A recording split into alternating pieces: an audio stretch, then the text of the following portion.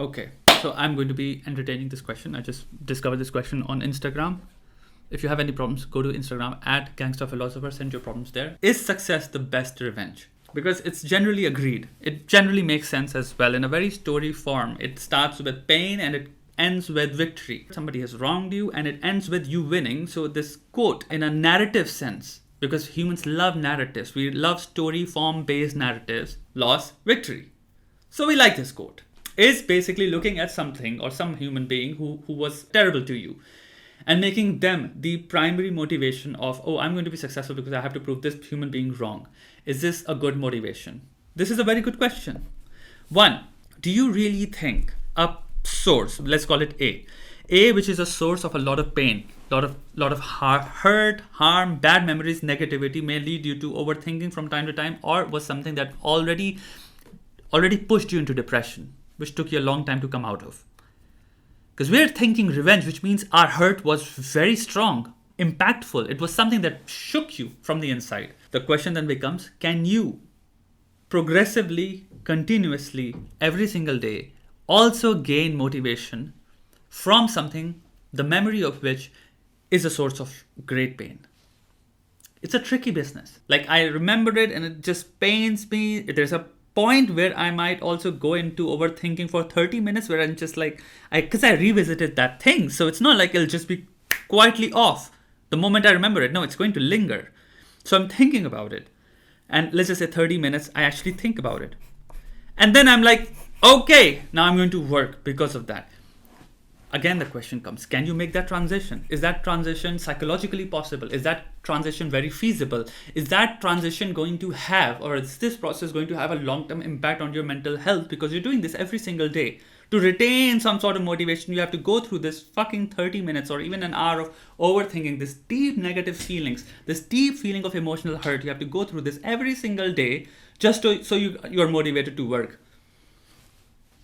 We have to ask these questions to ourselves because, is this feasible? Is this realistic? Because these quotes are, 4 words, 5 words long. What Confucius basically said, before setting out on a journey or on a path of revenge, dig 2 graves.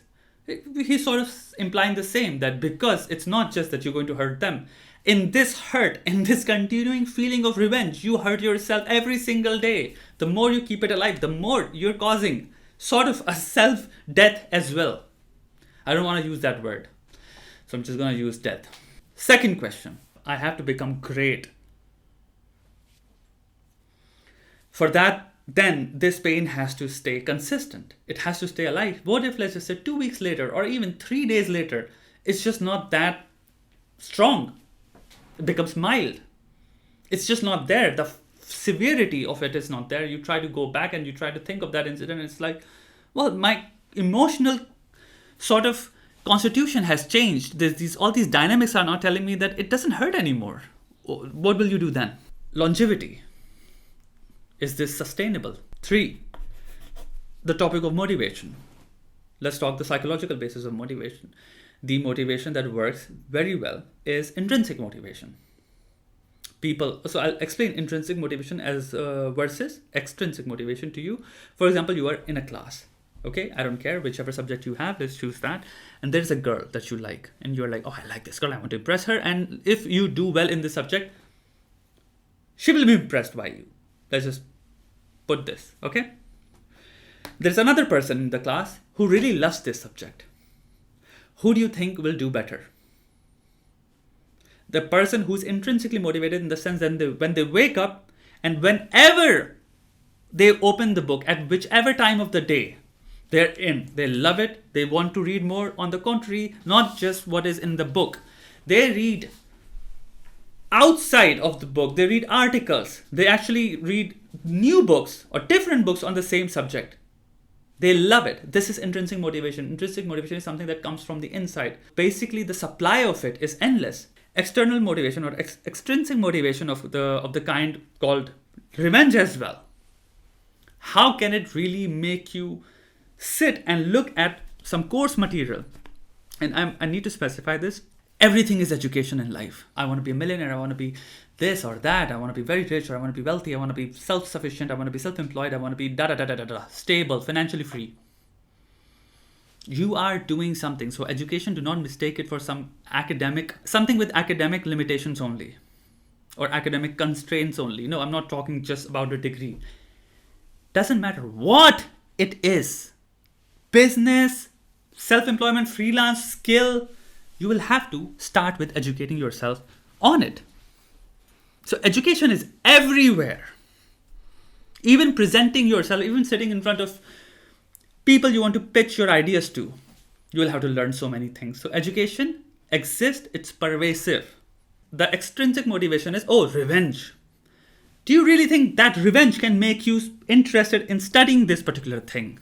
The third problem, extrinsic versus intrinsic. Fourth, do you think revenge, which is something that keeps you emotionally in a turmoil? You have to understand one of the conditions for success to emerge is discipline, without a doubt.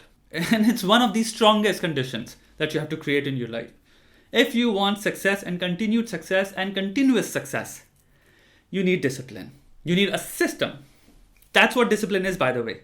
It's a system. It's a system that you have created, which now does the work for you. You merely become a worker. You merely become an entity that just integrates with the system and the product is created. You don't have to. So a lot of people who are struggling, who are working very hard, but they reach burnout or they exhaust themselves. They lose motivation. They're able to study for 14 hours, 10 hours, 12 hours, and then it goes away. It's because every single day you're actually creating a new system altogether. That's why. So today's system was, I have no idea, but I'm just going to push myself as strong as I can. So I pushed myself for 14 hours. So I did a lot of things in this particular arena. I did a lot of things in this arena, but a lot of things done that needed to be done in different places weren't completed. They will not be done tomorrow. They will also not be done day after tomorrow because there is no system that ensures that every single thing gets done in a timely fashion and a systematic fashion. That's why discipline is basically a system. You just have to show up and participate in how that system functions. And products are created. That's what discipline is. Now, do you think revenge can fuel this? Revenge can make you sit down. Maybe it can. Because it's a system. It's a very objective entity. True success comes from consistent, strategic, learning-based work. Which means consistent. Learning-based means every single day you self-learn and the system evolves. Consistent, self-evolving system. Success happens. A lot of people think just consistency is the key. Wrong. Where's the self-learning component? Whenever you learn, what is not working, what is working, you change the system. So system continues to change, evolve. So actually, whatever or however you were working 2 weeks ago is not how you're working today. Anyway, different conversation, different video. The last part is, let's not take these things into extreme. Let's not take revenge as an extreme as well. Let's take this and let's now be clever about it. You have been hurt and you realize, I need to distance from this. I need to distance from this entirely, in the sense that first I have a wound inside of me. So my first focus should be to heal this wound, because as long as this wound is open, I'm vulnerable, I'm hurting, my focus will be here, and I'm weak. How can you focus on anything? You're not strong. To even think about revenge, you need to be at a position of strength. To even think about retaliation, you need to be at the position of strength. If you are wounded and you're bleeding, any human being who has put you in that place will just put you permanently on your back right there and then, commonsensically. What you need to do is distance, fix yourself, which means actually fixing yourself emotionally as well, which means actually, patience is the key. Patience is a beautiful key. But self-focus is the most important. Like if there is a key, then the hospital to which that key belongs is self-work. You have to lock yourself in the hospital or in the chambers or in the room or in the walls or wherever you want to. Of self-work. You need to fix yourself, sew, stitch.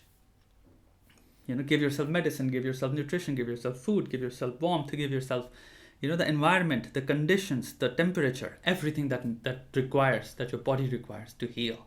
Which means a lot of that hurt is going away. think about this. A lot of that pain, a lot of that visceral feelings are going to go away. They're not going to remain with you. But the memory of that hurt can stay. And that memory of that hurt, which is now, let's just say 3% or 4%, and that centrally is attached to the ego. Now we're talking about ego because you've really not let go of the whole incident entirely, and your ego does not forget. It's not forgetting. So what you can do is you can allow your ego, and this is clever thinking. This type, what I'm talking about, is centrally, or it's essentially for people who are very good at emotional regulation.